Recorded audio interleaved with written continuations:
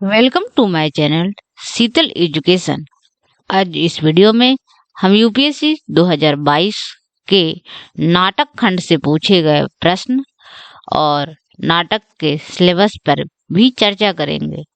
हालांकि इस वीडियो में हमने एक ही प्रश्न पर चर्चा किया है, परंतु उसका विस्तार पूर्वक चर्चा किया है और यह वीडियो यूपीएससी, स्टेट पीसीएस, साथ ही हिंदी भाषा के विश्वविद्यालय के विद्यार्थियों के लिए भी उपयोगी है। अभी हम ये यूपीएससी के नाटक के सिलेबस पे को देखते हैं। ये आपका सिलेबस है हिंदी नाटक का उद्भव और विकास, प्रमुख नाटककार जयशंकर प्रसाद, जगदीश चंद्र माथुर, राम कुमार वर्मा, मोहन राकेश, और जो तीसरा इसका टॉपिक है हिंदी रंगमंच का विकास। जो प्रश्न पत्र 2 है उसका सिलेबस है भारतेंदु के नाटक है भारत दुर्दशा, मोहन राकेश का आषाढ़ का एक दिन, प्रसाद का स्कंदगुप्त। ये 3 ओरिजिनल नाटक टेक्स्ट है जो हमारे सिलेबस में लगा हुआ है और इससे प्रश्न पूछे जाते हैं। जो नेक्स्ट ये है आईएएस 2022 में, ये पेपर 1 में ये सवाल पूछा हुआ है 15 नंबर के। सवाल है भारतेंदु हरिश्चंद्र के नाटकों में चित्रित राष्ट्रीय चेतना को स्पष्ट कीजिए। यद्यपि भारतेंदु ने कई नाटक लिखे हैं, परंतु उनके कुछ नाटकों में राष्ट्रीय चेतना प्रखर रूप से उभर कर सामने आता है, जिसमें उनकी जो पहली रचना भारत दुर्दशा है जिसकी रचना उन्होंने 1875 में की। उसके अलावा अंधेर नगरी 1881 में, और एक तीसरा नाटक है भारत जननी। इसमें भारत जननी में उन्होंने भारत माता की परिकल्पना की और उन्होंने ही सबसे पहले आम जनता को बताया कि ये भारत है जो माता है, और इस नाटक से ही सबसे पहले भारत माता की जो परिकल्पना है वो कलकत्ता में ही हुई, और उसके बाद आज भी जिसका रूप हम दुर्गा पूजा में देख सकते हैं कि कैसे है जो भारत माता है। और बाद में भी दिखाया गया कि वो भारत माता है बहुत रो रही है, जार बेजार रो रही है। इसके माध्यम से भारतेंदु आम जनता में वो चेतना पैदा करना चाह रहे थे कि वो भी एक हमारी माता है और वो भी अंग्रेजों की दास्ता में बंधी हुई है, जकड़ी हुई है। उनको जंजीरों के माध्यम से दिखाया जाने लगा बाद में। तो और जो उनके दूसरे नाटक हैं अंधेर नगरी, इसमें उन्होंने नौकरशाही की आलोचना किया है कि वो कैसे रिश्वत खोरी करके लोगों की जिंदगी को मुश्किल बना रहे हैं। उसके अलावा जो टैक्स लगाते हैं, और ये भारतेंदु ने इसकी रचना उस दौर में की थी जिसमें जमींदारी व्यवस्था से आम लोग बहुत ज्यादा परेशान थे। गांव में जो टैक्स व्यवस्था थी वो घृणित रूप में ले चुकी थी। किसी भी तरह से जो किसान अन्न पैदा करता था वो भूखे मरने की कगार पे हो जाता था, परंतु उसके कारिंदे टैक्स वसूल कर ही आते थे किसी न किसी रूप में। इसके साथ ही जो न्यायपालिका भी इतनी घृणित रूप वहां पे भी हो गया था कि एक ही गलती के लिए भारतीय और जो गोरे हैं वो अगर दोनों गलती करते हैं तो भारतीयों को दंड दिया जाएगा, जबकि गोरों को छोड़ दिया जाएगा। इस तरह की नीति न्यायपालिका में अपनाई जा रही थी। तो यहाँ पे देखिए भारतेंदु के नाटक से यहाँ पे हमने कुछ प्रसंग लिया है, जिसमें चना बेचने वाला कह रहा है, चना हकीम सब जो खाते, सब पर दूना टिकस लगाते। और एक दूसरा पाचक बेचने वाला है, वो कह रहा है, चूरन अमले सब जो खावे, दूनी रुस्वत तुरत पचावे। चूरन साहब लोग जो खाता, सारा हिंद हजम कर जाता। चूरन पुलिस वाले खाते, सब कानून हजम कर जाते। तो यहाँ पे हम देखते हैं कि ये प्रत्येक लाइन में ये अमले सब है जो रिश्वत लेते हैं और तुरंत पचा जाते हैं। इस तरह इसमें दूसरे में पुलिस और साहब, ये सारे लोगों पर कटाक्ष किया भारतेंदु ने। और अगर आपको मेरा लेक्चर पसंद आ रहा है तो प्लीज मेरे चैनल को सब्सक्राइब करें और शेयर भी करें। जो नेक्स्ट है, इसमें इसमें लास्ट में गोवर्धन दास आता है, पात्र है। वो गाता है, ये राग गा रहा, राग काफी गा रहा है, उसमें गाता है वो, भीतर स्वाहा बाहर सादे, राज करही अमले अरु प्यादे, अंधाधुंध मचै सब देसा, मानहु राजा रहते विदेशा। तो यहाँ पे विदेशा है का मतलब है जो 1857 के विद्रोह में ये हुआ था कि जो हम सब भारतीय हैं वो महारानी विक्टोरिया के प्रजा हैं, और वही जो भी है, जो भी वो सर्वे सर्वा है वही है। तो ये ऐसे ही इसमें लाइन हुआ है कि यहाँ पे भारत में ऐसा अंधाधुंध मचा हुआ है, अंधेर नगरी है। ऐसा लग रहा है कि भारत, राजा तो अपना विदेश में बैठा हुआ है और यहाँ उसके कारिंदे जो मन जो कर किए जा रहे हैं। और इस नाटक में जो गुरु जी हैं वो अपने चेले गोवर्धन दास को समझाते हैं। गोवर्धन दास को अंधेर नगरी बहुत पसंद आता है क्योंकि यहाँ हर चीज टके सिर के भाव से मिल रहा है। तो वो गोवर्धन दास को समझाते हैं कि जहाँ पे धर्म और नीति का मूल्य नहीं हो, वहां हमें ज्यादा देर नहीं ठहरना चाहिए। और लास्ट में यही होता है कि गोवर्धन दास को इसलिए पकड़ लिया जाता है क्योंकि वो मोटा है, और राजा को एक फरियादी गड़ेरिया है जिसकी बकरी दीवार से गिरकर दबकर मर गई है, और गड़ेरिये ने दीवार बनाने वाले को दोषी बनाया, और दीवार बनाने वाले ने वो भिस्ती जिसने गारा बनाया था उसको दोषी दिया क्योंकि उसने ही मसाला में पानी डाल दिया। सब भिस्ती ने गड़ेरिये वाले को, और इस तरह करके वो फाइनली अंत में कोतवाल पकड़ा जाता है क्योंकि कोतवाल के पास कोई तर्क नहीं था किसी और के ऊपर गलती ठहराने का। और कोतवाल को जब फांसी देना होता है तो वो पतला होता है, तो अब किसी मोटे आदमी को तो फांसी देने के लिए पकड़ा जाता है। तो ऐसी अंधेर गर्दी मची हुई है कि एक बकरी मरने के जुर्म में गोवर्धन दास को पकड़ लिया जाता है।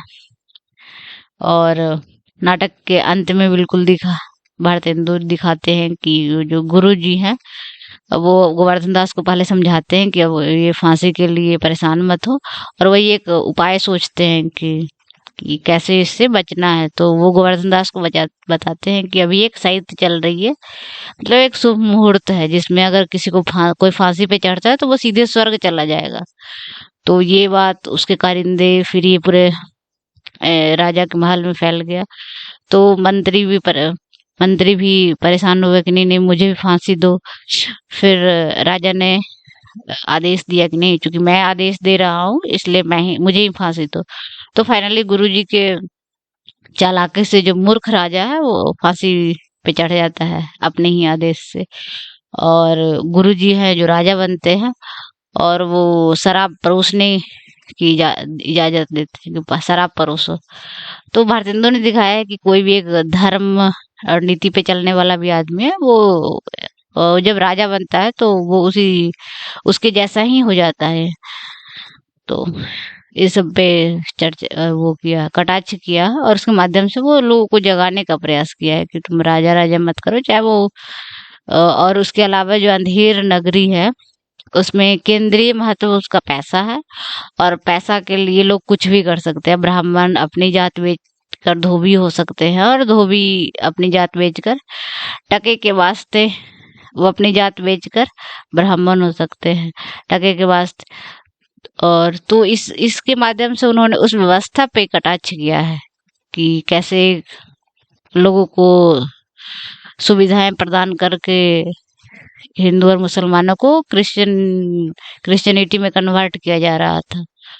तो पैसा हर चीज पैसा है, तो ठीक है पैसा है तो सुविधाएं दे दो, और सुविधा के लोभ में जो गरीब वर्ग के लोग थे वो उनके बच्चे अच्छे और इंग्लिश मीडियम के स्कूल में पढ़ ले इसके लिए चर्च में एडमिशन करवा देते थे, और वो खुद भी क्रिश्चियनिटी को स्वीकार कर लेते थे। तो उस पर इन्होंने कटाक्ष किया है। जो नेक्स्ट उनका नाटक है भारत दुर्दशा, इसमें भी उन्होंने इसमें उन्होंने अपनी नाटक के प्रथम अंक है, उसमें एक योगी मंगलाचरण गाता है, जिसमें वो अपने भारत के पुराने गौरव गाथा गाता है, कैसे अंग्रेज विदेशी आए और उसके बाद भारत की दशा दिनों दिन बदतर होती गई।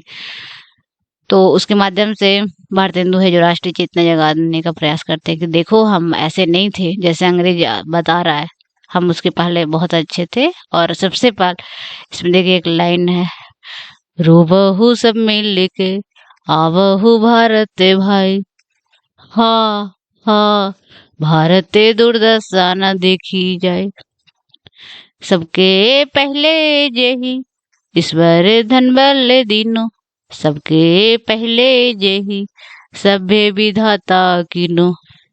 यानी ईश्वर ने सबसे पहले धन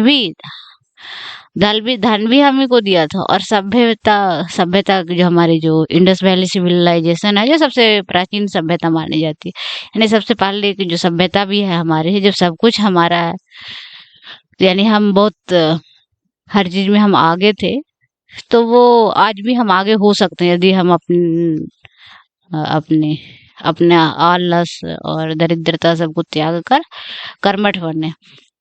ये भारत दुर्दशा के जो पात्र हैं, भारत है, भारत दुर्दैव, अर्धनग्न, निर्लज्जता, ये मदिरा है, सत्यानाश, फौजदार, आलस, ये सब है। तो ये सब भावों के माध्यम से ये सब प्रतीकात्मक है।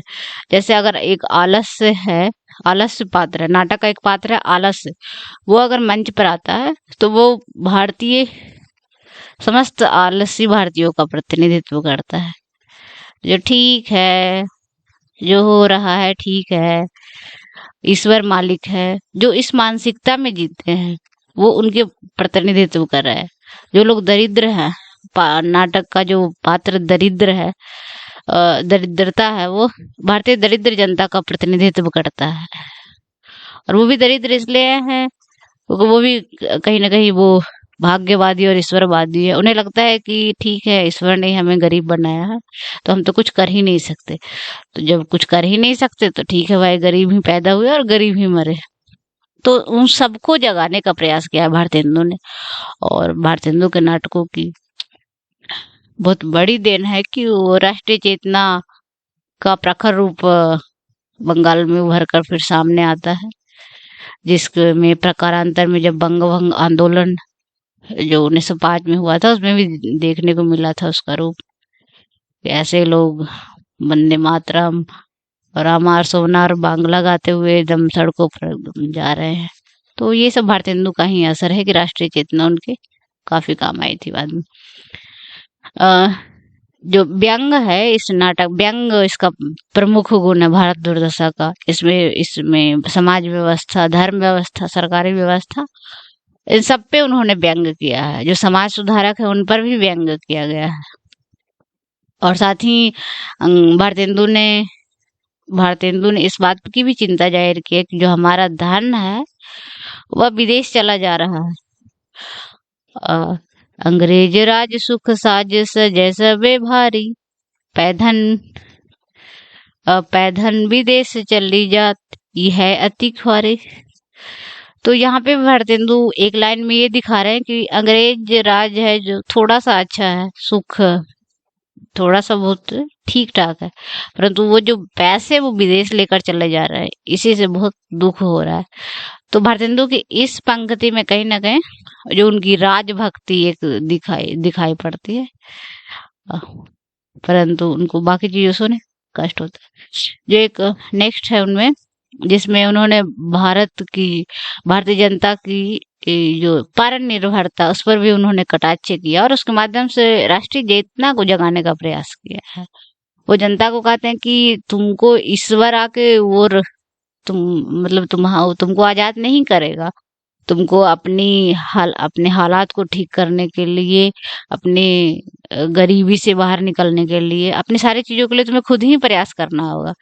इसमें ईश्वर की, जिसमें एक पात्र है भारत, वो ईश्वर से प्रार्थना करता है, सब विधि दुख सागर में डूबते धाई उबारो नाथ।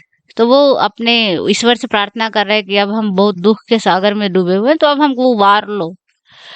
तो ये वही भारतीय जनता का प्रतीक है कि जब हमें दुख होता है तो ईश्वर के पास पहुंच जाते हैं कि हमें इस दुख से उबारो। हर चीज के लिए ईश्वर को जिम्मेवार। तो इसमें वह मतलब वो जो भारत है, राज राजेश्वरी से कहता है, मुझे बचाओ, अपनाए की लाज रखो। वह राज राजेश्वरी है जो महारानी विक्टोरिया है। तो वो उससे प्रार्थना करता है कि मुझे बचा लो, भारत को कह रहा है कि मुझे बचा लो और अपनी लाज रख लो, क्योंकि हम तुम्हारे ही प्रजा हैं। परंतु बचाव में न तो कोई ईश्वर आता है। ये नाटक में सब पात्र है और सब पे कटाक्ष किया गया है, और कटाक्ष के माध्यम से कहीं वो भारतेंदु है जो भारतीय जनता में व्यंग के माध्यम से उनमें वार करते हैं कि अब जागो, अब तो अपने राष्ट्र के बारे में सोचो, अपने बारे में सोचो। तो इसमें जो भारत राज कहता है कि राज राजेश्वरी अब बचा लो, तो उसमें एक पात्र है भारत दुर्दैव क्रोध में चिल्लाता है, कहता है, कहाँ गया भारत मूर्ख, जिसको अब भी अपने परमेश्वर और राज राजेश्वरी पर भरोसा है। और भारतेंदु का जो पात्र है भारत दुर्दैव, उसके माध्यम से भारतेंदु ने दिखाया कि भारत की मुक्ति किसी और के सहायता से हो ही नहीं सकता।